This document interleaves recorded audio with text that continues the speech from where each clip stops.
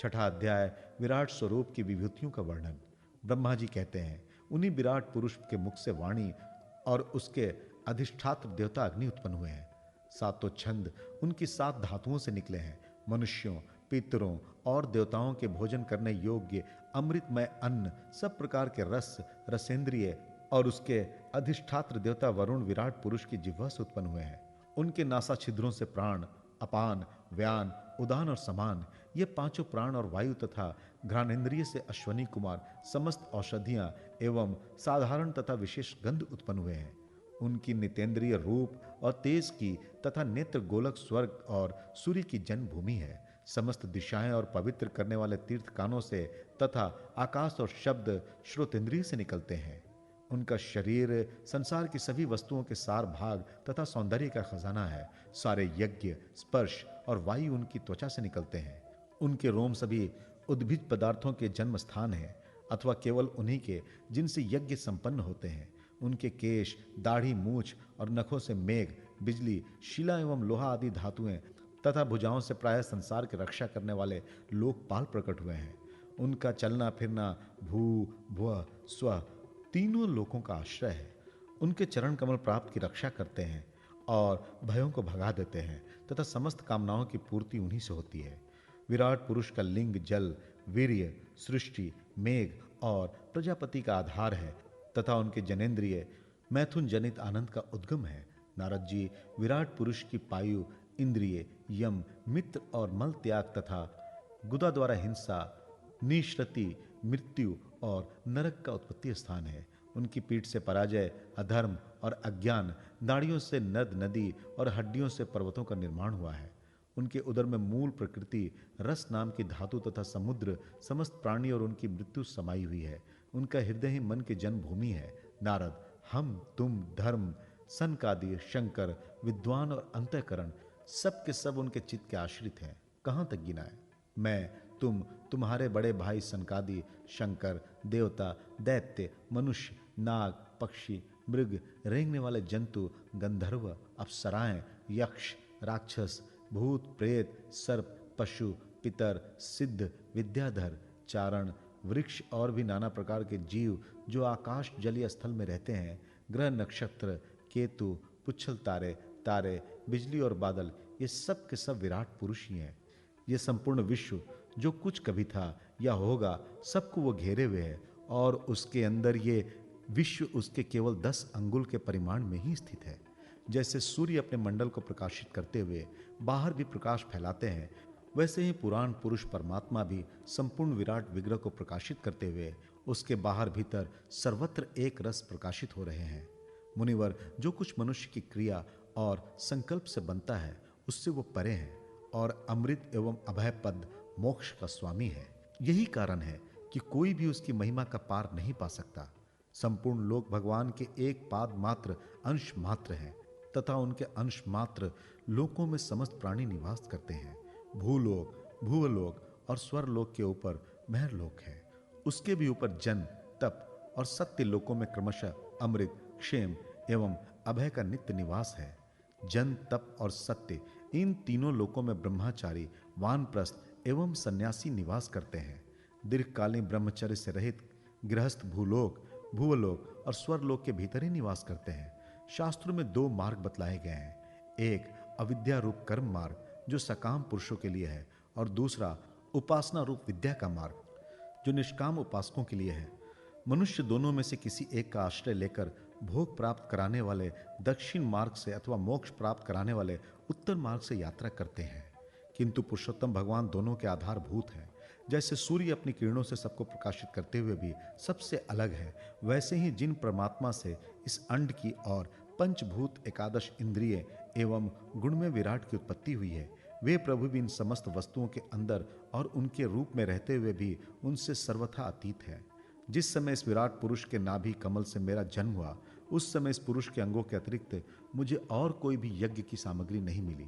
तब मैंने उनके अंगों में ही यज्ञ के पशु, यूप, स्तंभ, कुश, ये यज्ञ भूमि और यज्ञ की योग उत्तम काल की कल्पना की।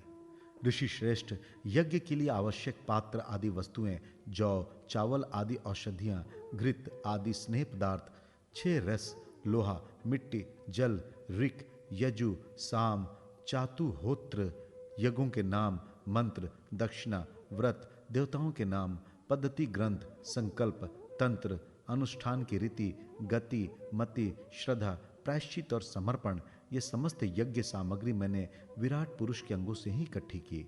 इस प्रकार विराट पुरुष के अंगों से ही सारी सामग्री का संग्रह करके मैंने उन्हीं सामग्रियों से उन यज्ञ पुरुष परमात्मा का यज्ञ के द्वारा यजन किया।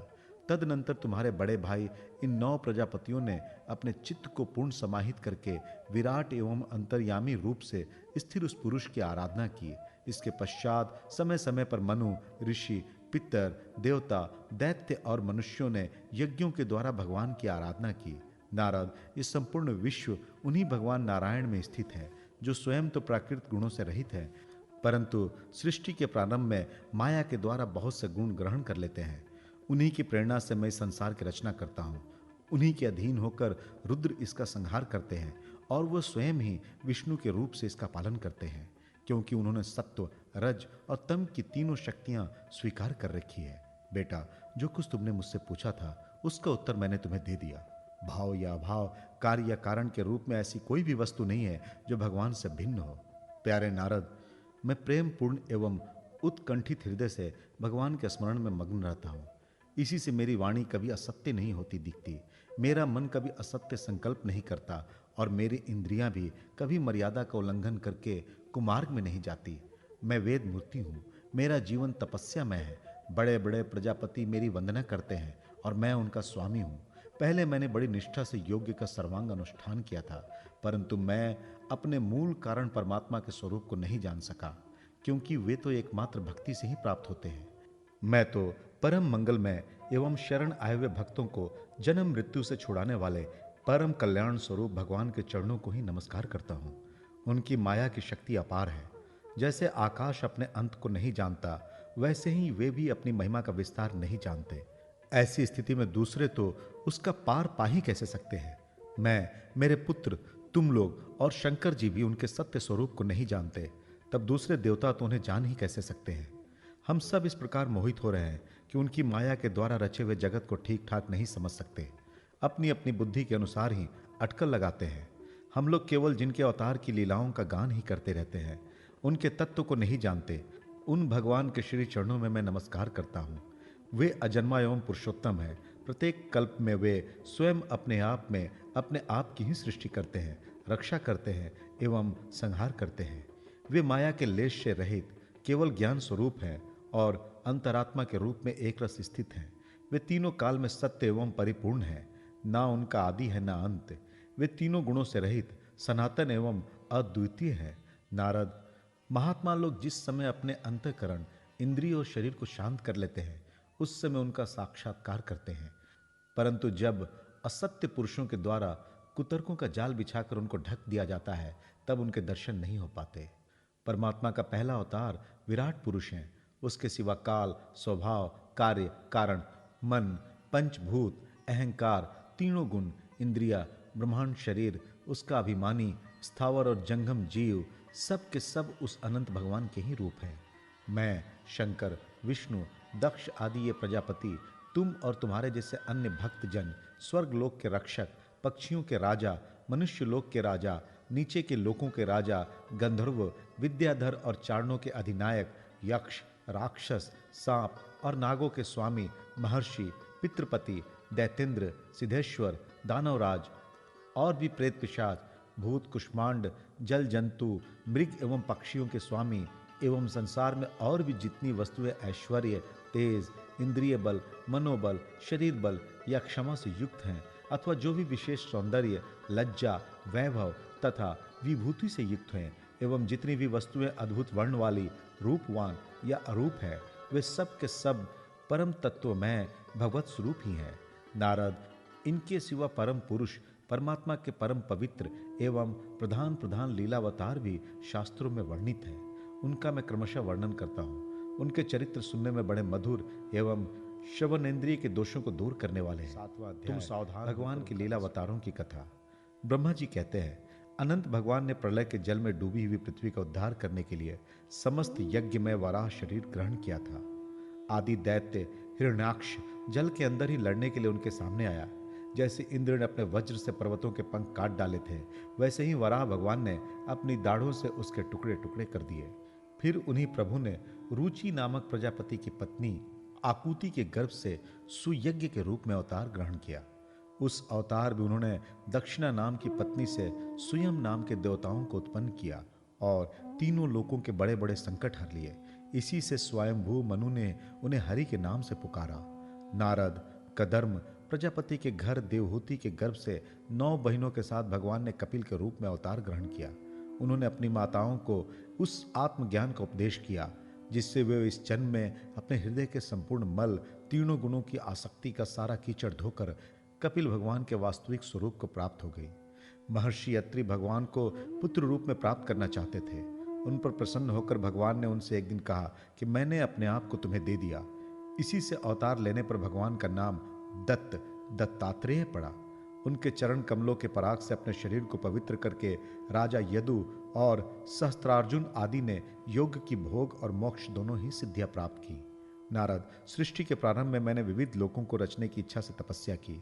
मेरे उस अखंड तप से प्रसन्न होकर उन्होंने तप अर्थ वाले सन नाम से युक्त होकर सनक, सनंदन, सनातन और संतत्व कुमार के रूप में अवतार ग्रहण किया।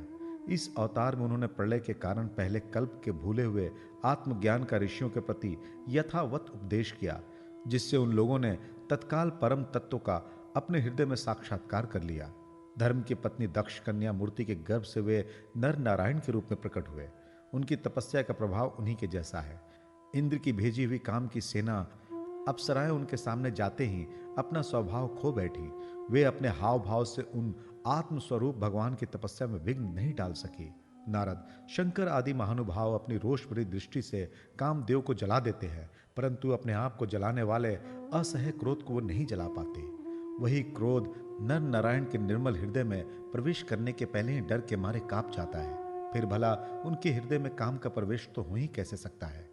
अपने पिता राजा उत्तानपाद के पास बैठे हुए 5 वर्ष के बालक ध्रुव को उनकी सौतेली माता सुरुचि ने अपने वचन वाणों से वेद दिया था। इतनी छोटी अवस्था होने पर भी वे उस ग्लानि से तपस्या करने के लिए वन में चले गए। उनकी प्रार्थना से प्रसन्न होकर भगवान प्रकट हुए और उन्होंने ध्रुव को ध्रुव पद का वरदान दिया। आज भी ध्रुव के ऊपर नीचे प्रदक्षिणा करते हुए दिव्य महर्षिगण उनकी स्तुति करते रहते हैं। कुमारगामी वेन का ऐश्वर्य और पौरुष ब्राह्मणों के हुंकार रूपी वज्र से जलकर भस्म हो गया। वो नरक में गिरने लगा। ऋषियों की प्रार्थना पर भगवान ने उसके शरीर मंथन से पृथु के रूप में अवतार धारण कर उसे नरकों से उभारा और इस प्रकार पुत्र शब्द को चरितार्थ किया। उसी अवतार ने पृथ्वी को गाय बनाकर उन्होंने उससे जगत के लिए समस्त औषधियों का दोहन किया। राजा नाभि की पुत्री सुदेवी के गर्भ से भगवान ने ऋषभ देव के रूप में जन्म लिया। इस अवतार में समस्त आसक्तियों से रहित रहकर अपनी इंद्रियों और मन को अत्यंत शांत करके एवं अपने स्वरूप में स्थिर होकर समदर्शी के रूप में उन्होंने जड़ों की भांति योगचर्या का आचरण किया। इस स्थिति को महर्षि लोग परम हंसपद अथवा अवधूत चर्या कहते हैं। इसके बाद स्वयं उन्हीं यज्ञ पुरुष ने मेरे यज्ञ में स्वर्ण के समान कांति वाले हयग्रीव के रूप में अवतार ग्रहण किया। भगवान का वह विग्रह वेद में, यज्ञ में और सर्वदेव में है। उन्हीं की नासिका से श्वास के रूप में वेदवाणी प्रकट हुई। चाक्षुष मनवंतर के अंत में भावी मनु सत्यव्रत ने मत्स्य रूप में भगवान को प्राप्त किया था। उस समय पृथ्वी रूप नौका के आश्रय होने के कारण वे ही समस्त जीवों के आश्रय बने। प्रलय के उस भयंकर जल में मेरे मुख से गिरे हुए वेदों को लेकर वे उसी में विहार करते रहे। जब मुख्य मुख्य देवता और दानव अमृत की प्राप्ति के लिए क्षीर सागर को मथ रहे थे, तब भगवान ने कच्छप के रूप में अपनी पीठ पर मंदराचल धारण किया। उस समय पर्वत के घूमने के कारण उसकी रगड़ से उनकी पीठ की खुजलाहट थोड़ी मिट गई, जिससे वे कुछ क्षणों तक सुख की नींद सो सके।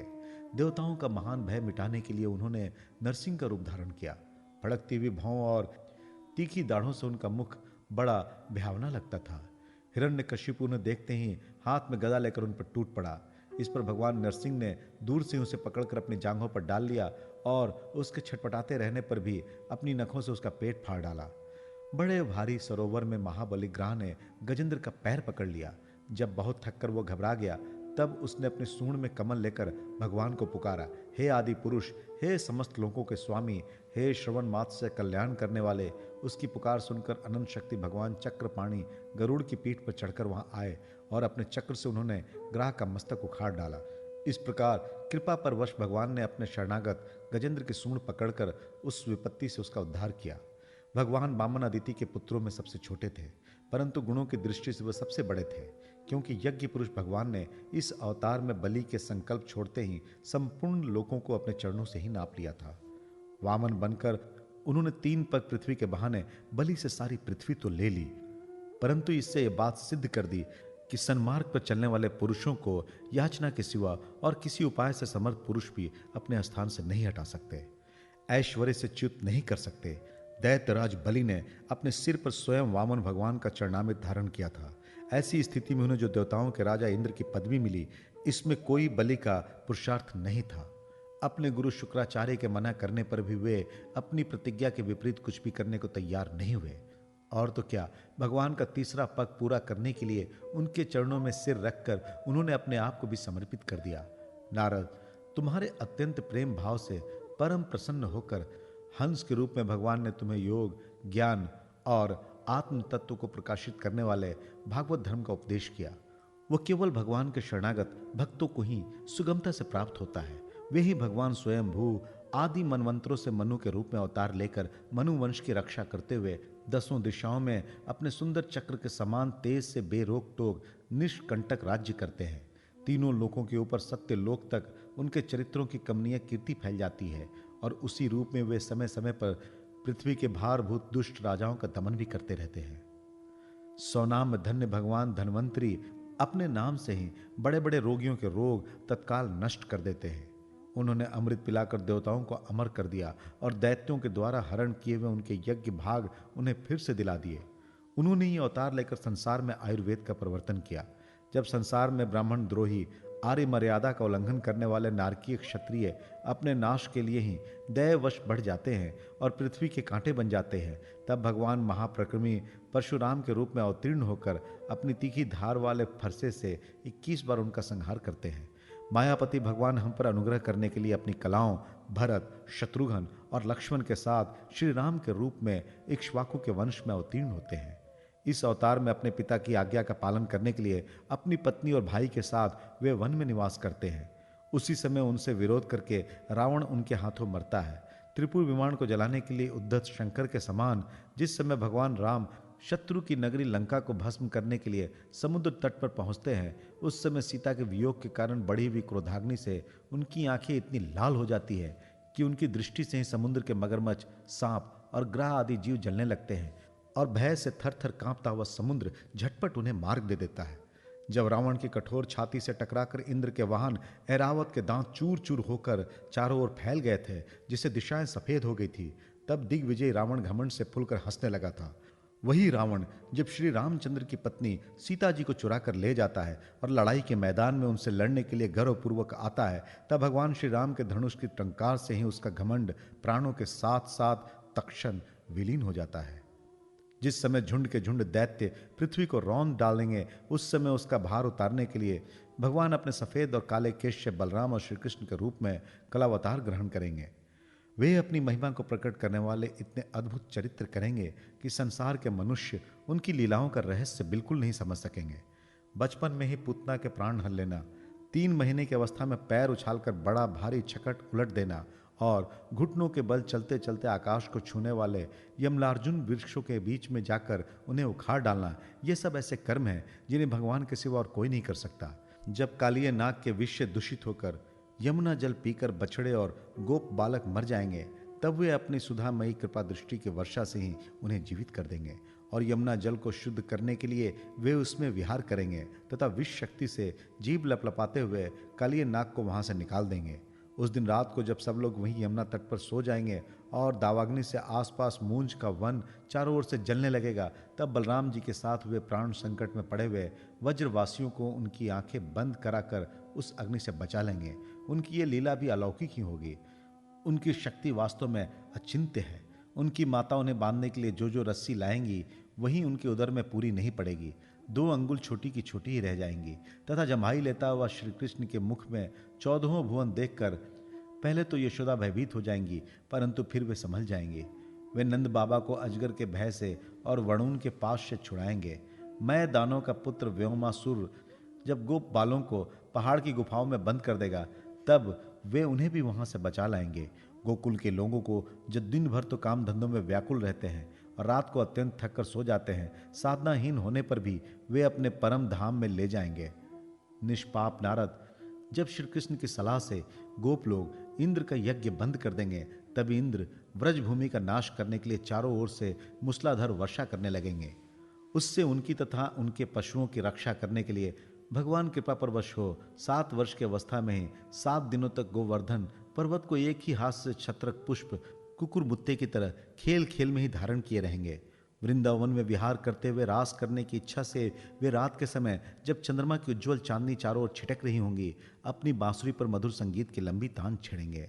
उससे प्रेम विवश होकर आई भी गोपियों को जब कुबेर का सेवक शंखचूर हरण कर लेगा, तब वे उसका सिर उतार लेंगे। और भी बहुत से प्रलंबासुर, धेनुकासुर, बकासुर, केशी, अरिष्टासुर आदि दैत्य, चाणूर आदि पहलवान, क्वलियापीड हाथी, कंस, कालयवन, भौमासुर, मिथ्या वासुदेव, शाल्व, द्विवद वानर, बलवल, दंतवक्त्र, शंबरासुर, विदुरथ और रुक्मी आदि तथा कंबोज, मत्स्य, कुरु, कैकय और सुंजय आदि देशों के राजा लोग एवं जो भी योद्धा धनुष धारण करके युद्ध के मैदान में सामने आएंगे, वे सब बलराम, भीमसेन और अर्जुन आदि नामों की आड़ में स्वयं भगवान के द्वारा मारे जाकर उन्हीं के धाम में चले जाएंगे।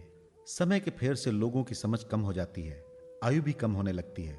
उस समय जब भगवान देखते हैं कि अब ये लोग मेरे तत्व को बतलाने वाली वेदवाणी को समझने में असमर्थ होते जा रहे हैं, तब प्रत्येक कल्प में सत्यवती के गर्भ से व्यास के रूप में प्रकट होकर वे वेद रूपी वृक्ष का विभिन्न शाखाओं के रूप में विभाजन कर देते हैं।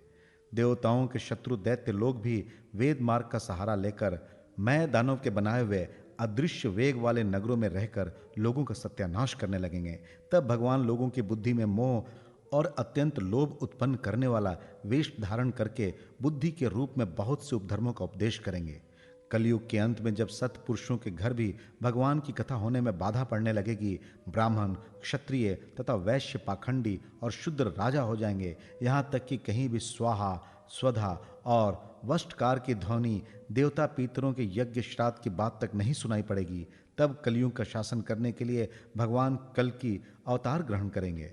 जब संसार की रचना का समय होता है, तब तपस्या 9 प्रजापति, मरीचि आदि ऋषि और मेरे रूप में जब सृष्टि की रक्षा का समय होता है, तब धर्म, विष्णु, मनु, देवता और राजाओं के रूप में, तथा जब सृष्टि के प्रलय का समय होता है, तब अधर्म, रुद्र तथा क्रोधवश नाम के सर्प एवं दैत्य आदि के रूप में सर्वशक्तिमान भगवान की माया विभूतियां ही प्रकट होती हैं।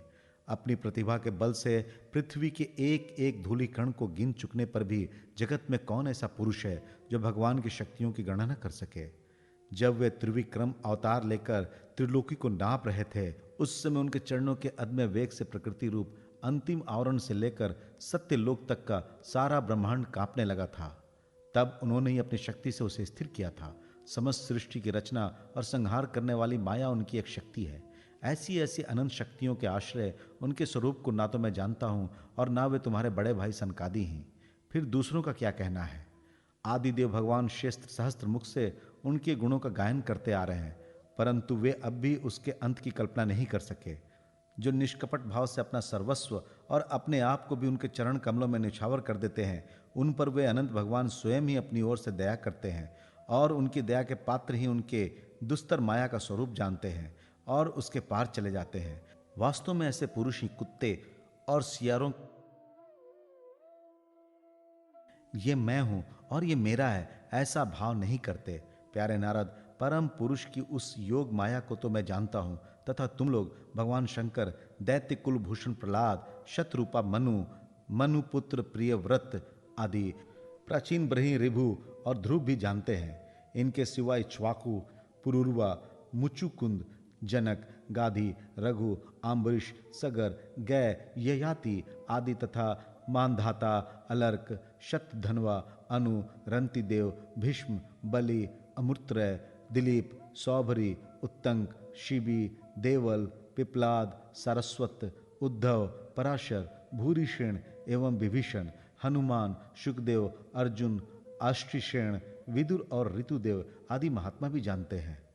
जिन्हें भगवान के प्रेमी भक्तों का सा स्वभाव बनाने की शिक्षा मिली है, वे स्त्री, शूद्र, हूण, भील और पाप के कारण पशु पक्षी आदि योनियों में रहने वाले भी भगवान की माया का रहस्य जान लेते हैं और इस संसार सागर से सदा के लिए पार हो जाते हैं। फिर जो लोग वैदिक सदाचार का पालन करते हैं, उनके संबंध में तो कहना ही क्या है। परमात्मा का वास्तविक स्वरूप एक रस, शांत, अभय एवं केवल ज्ञान स्वरूप है। ना उसमें माया का मल है और ना तो उसके द्वारा रची हुई विषमताएं हैं। वह सत्य और असत दोनों से परे है। किसी भी वैदिक या लौकिक शब्द की वहां तक पहुंच नहीं है।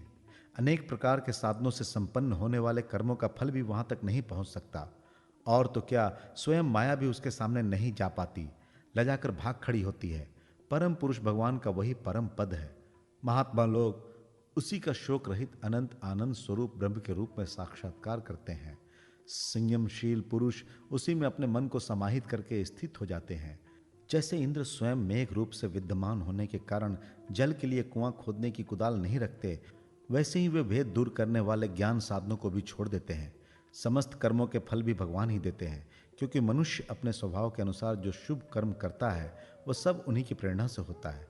इस शरीर में रहने वाले पंचभूतों के अलग अलग हो जाने पर जब ये शरीर नष्ट हो जाता है, तब भी इसमें रहने वाला अजन्मा पुरुष आकाश के समान नष्ट नहीं होता। बेटा नारद, संकल्प से विश्व की रचना करने वाले षडैश्वर संपन्न श्री हरि का मैंने तुम्हारे सामने संक्षेप में वर्णन किया। जो कुछ कार्य कारण अथवा भाव अभाव है, वो सब भगवान से भिन्न नहीं है। फिर भी भगवान तो इससे पृथक भी हैं ही। भगवान ने मुझे जो उपदेश किया था वो यही भागवत है। इसमें भगवान की विभूतियों का संक्षिप्त वर्णन है। तुम इसका विस्तार करो। जिस प्रकार सबके आश्रय एवं सर्वस्वरूप भगवान श्री हरि में लोगों की प्रेममयी भक्ति हो, ऐसा निश्चित करके इसका वर्णन करें। जो पुरुष भगवान की अचिंत शक्ति माया का वर्णन या दूसरे के द्वारा किए हुए वर्णन का अनुमोदन करते हैं अथवा श्रद्धा के साथ नित्य श्रवण करते हैं, उनका चित्त माया से कभी मोहित नहीं होता।